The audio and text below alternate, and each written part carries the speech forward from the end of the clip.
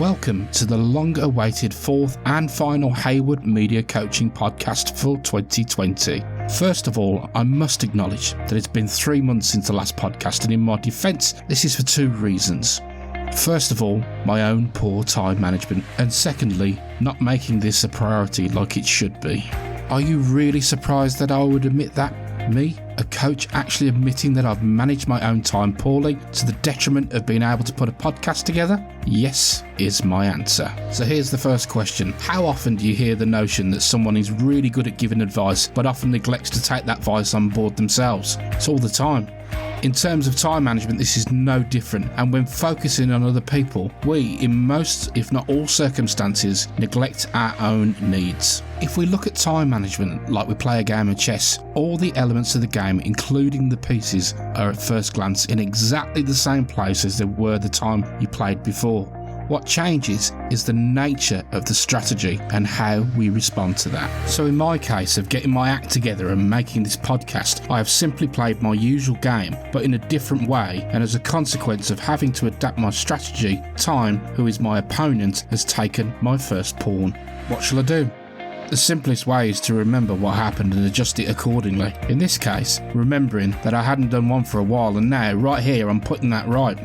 I'd also like to add that unless I see some value in the subject to talk about, whether it can be helpful as a coach, then I sit it out and play the long game, waiting for a topic to spring to mind or respond to a recent experience. So with that in mind, and without further ado, I welcome you to today's episode, and today we're going to talk about radio. What are we going to talk about in relation to this vast and limitless subject? Well, the subject is going to be based around the question that during my coaching sessions and in general conversation I get asked all the time, and that's how do I get my song played on the radio? I'm by no means the world's greatest informed individual on the topic. However, as a broadcaster and DJ with a few decades under my belt, I have experienced the many different ways that a provider reaches its recipient or end user, to be using a business term. So, I've made a record and I want it played on the radio. What do I need to do? Well, what is point A and how do I get to point Z?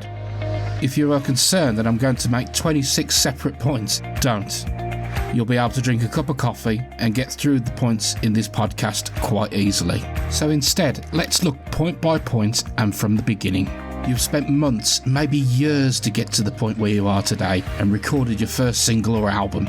You've poured hours, days and weeks into the writing, the mixing, editing, mastering and design, and listened to it over and over again and driven yourself insane, anxious, pacing up and down, countless cups of coffee and smoked far too many cigarettes. This is a huge creative and emotional investment, and right now is the single most important thing you are doing. What you have to do right after this point is to be completely honest with yourself and those around you, maybe your bandmates as well, and ask a fundamental question: is this good enough? You may have already asked whether it is the best you could do, and again, it's a very valid question, but the most difficult thing to do is when you're so heavily invested in what you're doing is to ask yourself whether, if you were someone else, would you love it enough to buy it? This primary but critical process of absolute honesty is the starting point.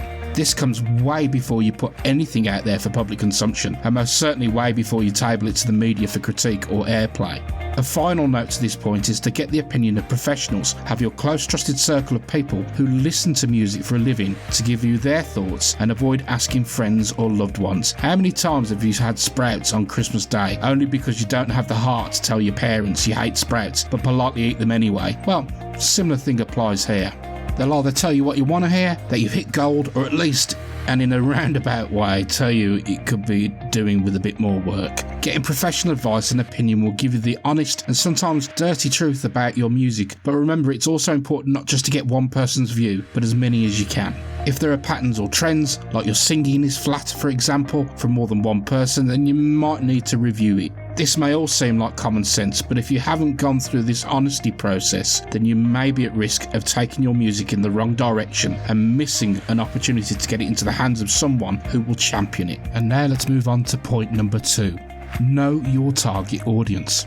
If you can, and I do recommend you do, employ a good PR. And what this looks like is someone who will not oversell and underdeliver, but will be the second line of defence in your honesty circle and give you a realistic perspective and set of expectations. It is not completely unheard of for a band's debut single to be played on major stations, but it is not simply by talent or chance. They usually have the very best guidance and almost certainly have access to their PR's vast, long-standing, trusted relationships with their contacts. What if I can't afford a PR? It's a valid question, and a lot of people cannot afford to hire these services at this stage in their career. This isn't uncommon, but does require the same level and attention to detail any good PR would do. And that is to not only know your fans or who they are, but what they listen to, and research what kind of stations play your kind of music. This now comes nicely onto my third and final point. If you have, in inverted commas, friended a DJ on social media, or even before you make your first contact with them, listen to a show.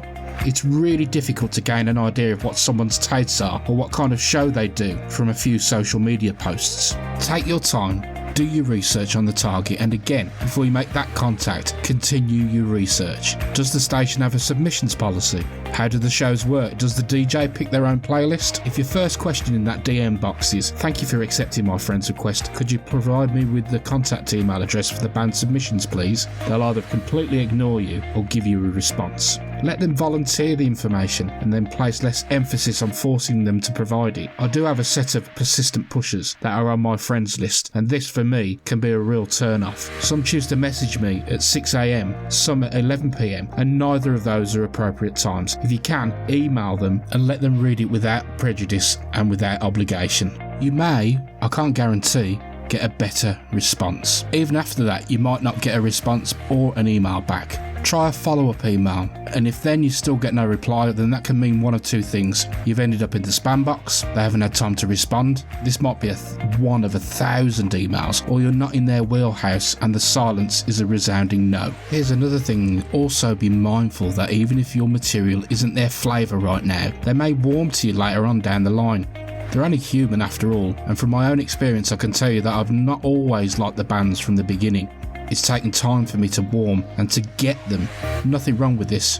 We're all only human. Be polite and respectful enough to understand that not everyone is going to write back saying you're great. You're on my playlist, and on the same notion, if they don't like you, they're not going to write back with a list of reasons. Honest feedback is a different talking point and should be treated separately. Be prepared for those truths, those honest truths that I talked about earlier on. Overall, treat your creation like a product that you want someone to buy. You can't simply open up a shop and welcome the customers in. You have to work hard for people to see the door and the open sign. With a good story and great music, they might come in and actually buy something. Well, that's it for this edition of the HMC podcast. I hope you've got a lot from it and enjoyed it, and I wish you all a very Merry Christmas and a Happy New Year. Don't forget to click subscribe and also give me a big thumbs up if you can. Please leave a comment in the comments area.